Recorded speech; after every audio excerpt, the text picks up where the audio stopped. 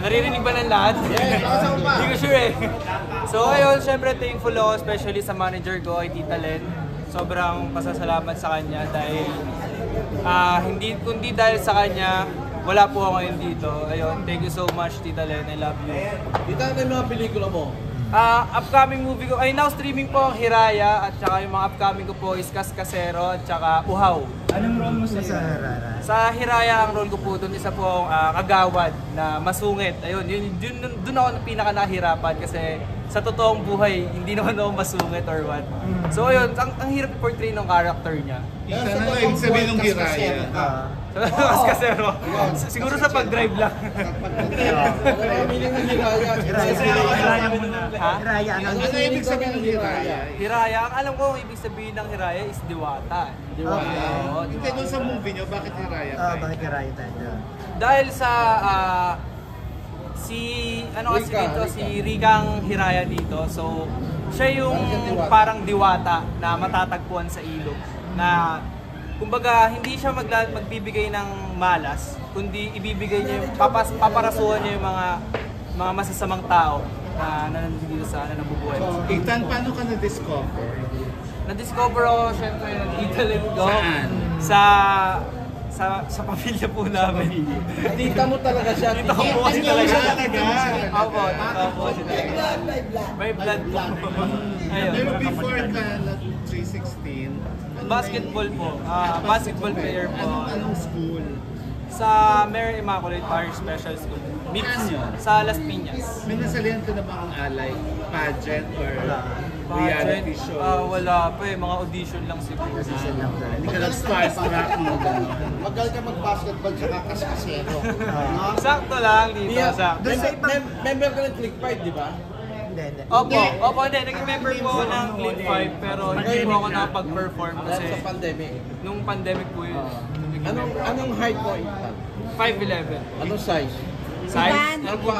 Anong size? Tita, ilan kayo magkakapatid? Dalawa lang. Dalawa lang talaga. Isa Ba't ang po, balita kuya. yung dami daw? Ikaw yung pinakabata sa BMX.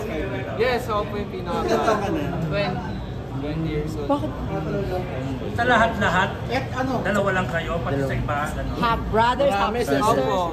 So, bali ilan lahat? Ito, 49. Pwede ko Parang alam na nila eh, 49. Marami sa ibang Oo, ano. how true, 50 siguro, daw kayo. siguro. Yeah. Ano, mahirap ba? Medyo ano po kasi yung family ko eh. Medyo marami po eh. Magaling yung father mo. Pangilan ka sa 50? Po? Pangilan ka sa 50? Ay, di po ako kasama doon. Lolo ko po yun. Doon sa dalawang pelikula, ano naman yung roles mo? Kaskasero at Sa Kaskasero, ang role ko dito nung napanood nyo na po, syempre lahat naman po tayo nakapanood ng Fast and Furious. Ang role ko dito para po ako si Paul Walker. Yun po yung pinangahawakan na role ko nung ginagawa po namin yung show. Pati yung mga outfit ko, talagang ginaya po namin si Paul Walker. Ano masasabi mo talaga hindi ka pinababayan ng 316 lagi kami project, lalo na yung mga Viva Max? Siyempre naman po, sobrang thankful. Opo. Kasi hindi ko rin po alam eh. Ginagawa ko lang po yung trabaho ko and then yun, binibigay po sa akin. Siyempre thankful Pero po syempre ako. stepping stone mo lang to, no? Gusto mo rin makatawid sa mainstream. Sino Sino yung idol gusto mo? mo makasama kung makatawid ka sa mainstream? Idol. Siguro, Yung mga leading lady mo ng mga Andrea Brillantes. Joke lang. Ano yung Bakit siya? Bakit siya? Wala lang. Crush ko siya. Crush. Ethan, pressure ba on your part na kasi karamihan sa dumaan sa 316 either naging nananalo, nagkaka-award tulad ng Queen at saka iba pang talents ng ng 316? Siguro po, kasi depende po yun sa pag-manage ng manager na kami. Kasi kung kilala niyo po si Tita Len, sobrang strict po siya. Strict po siya pero para sa amin naman po yun. Kumbaga, ako hindi ko naman nakikita masamahin dahil alam kong para sa akin yung ginagawa sa akin na manager. Kung makakatrabaho mo si Andrea, kakabahan ka ba? Hindi, ba't ako kakabahan? Bakit mo siya Kakabahan dito. Bakit siya gusto mo? Wala lang, ganun niya eh. Maganda. Ganda, nagaganda. Nalit mo na ba siya personal? Hindi pa nga eh. Bukod kay Andrea, Sino pang pantasya mo? Sino pa ba? Wait lang. Siguro Si si Andrea Nadine. lang gusto niya. Oh, Ay, mas maganda yun sa'yo ah. Okay lang sa'yo matanda. Age doesn't matter. Ay, oo. Sino idol mo na someday gusto mo maging ganun ka? Susunod na yan. Siguro si... Ang idol ko kasi talaga si Lolo Pascual. Yolo. Tsaka Ba't mo gusto si pero ang pinaka-idol ko, si Gerald Anderson. Ba't mo gusto si Jack? Bakit sila? Ewan ko kasi gusto ko po yung ano niya eh, yung kumbaga yung mga atake niya sa mga ibang sa mga pelikula niya actually lahat. So anong pelikula ni Gerald yung na gusto mo siya? Yung sa yung ako Budoy, yun. Sobrang okay. galing niya. Oo. Kasi imagine, hindi ko rin ako. Bata ka pa Parang- naman. Oo, bata pa ako, napanood ko po yun. Para kang Gerald Anderson din eh, di ba? So gusto mong gumanap ng ganun din?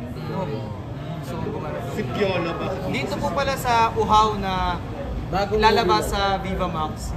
Maganda-ganda po yung role ko dito. Sobrang challenging. Sabi sobrang, Budoy ang din. galing mo raw dyan ang reaction mo. Sabi ni Direk Bobby. Hindi ko po. Budoy ka Thank din you po, doon? pero yun, sobrang thank you. Budoy ka doon? Hindi po ako budoy. Ang role ko po dito kasi Gulo. na-stroke po ako. Mas Ayun na lang po muna yung masasabi para surprise po yun. Pero may love scene ka pa rin dyan. Na-stroke po. Ethan, may love scene pa rin kahit na-stroke ka. Meron pa rin love scene kahit na-stroke. Since Viva Makita ng ano po. Ginugroom ka ba na maging dramatic actor? Kasi sa people na pinadala, parang ganun yung gusto nilang ipalabas. Dramatic actor. Dramatic actor. yung Hindi Imana. ko po alam. Ginagawa ko po yung trabaho ko. Pero gusto mo ba na maging dramatic actor? Ako naman po, syempre. Since Viva Ba't mo Max, gusto Viva si Max, Piolo?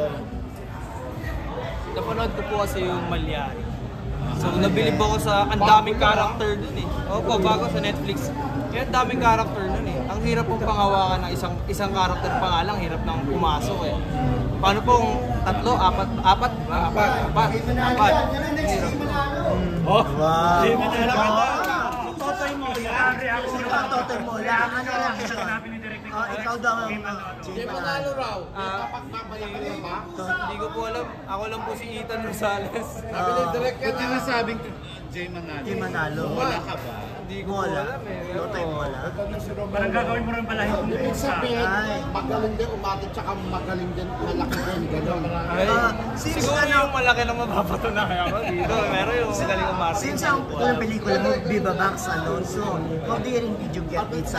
Ano po? Excuse me. Gaano ka-daring dun sa unang pelikula, dito sa pelikula mo, Hiraya? Hiraya. Sobrang daring po kasi yung love scene ko dito, totoong pawis ko na yun. Totoong pawis namin ni Rika. Ni Hiraya. Ano pawis nyo? Oo, totoong pawis po talaga. Pawis lang. Awis. Sino sa love scene mo? Si Rika po. Rika. Pero Ethan, pag sinabing sobrang daring, Oo. Pinakita. May frontal ba? na yun. Wala pong front. O, hindi ka pa Ah. Ano po yun? Hanggang bat. More point. What bad exposure. Pinaka-Jay Abad Bad exposure. Sobrang babad. Kaya mo ba mag-frontal someday? Kung sakali, Siguro sa ngayon, pag-iisipan ko pa yung sagot ko. kung halimbawa kasing tindi ng Scorpio Knights na role ni Daniel Fernando tayo. Pwede, kung ganun pong pwede naman. Kwet lang naman, pinakitron, kwet lang eh. Ethan, paano kung gumanap na bading sa pelikula? Oo naman, meron po akong ganyan. Pinasal po ako sa Bading. Opo. Sa Netflix din po yan. Wish You Were the One. Kasama ko po dyan. Okay. Opo, yung Wish You Were the One. Hindi ko na matandaan yung partner. Bella Padilla Pero, ba yun? ang supporting po ako doon nila Kuya JC Santos and Ate Bella Padilla. Bella Padilla. Nabading ka doon. Ethan, sabi ni Direk Roman. Yeah, ako po yun. Siya Ethan, pala next yun. movie mo raw yung Balaibong May Pusa. ortab.